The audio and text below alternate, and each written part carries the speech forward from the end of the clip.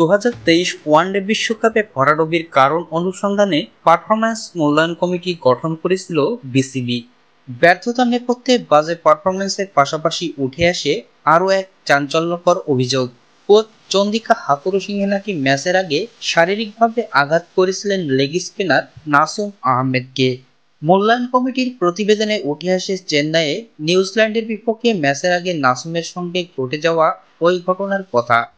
বিসিবির বর্তমান সভাপতি ফারুক আহমেদের নেতৃত্বাধীন বোর্ডও মনে করেছে হাথুরুসিংহে নাসুমকে থাপ্পড় মেরেছিলেন, যদিও শুরু থেকেই এই অভিযোগ অস্বীকার করে আসতেন লঙ্কান এই কোচ।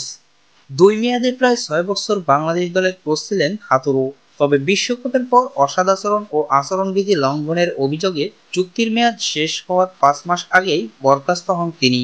অসদাচরণের অভিযোগ অস্বীকার করে হাথুরু বলেন, আমি কখনোই খেলোয়াড়দের সঙ্গে ঝগড়া করিনি, নাসুমের পিঠে শুধু হালকা টোকা দিয়েছিলাম। এই অভিযোগের বিরুদ্ধে এবার মুখ খুললেন বাংলাদেশ দলের সাবেক দুই সহকারী কোচ রঙ্গনা হেরাত ও নিক পোথাস।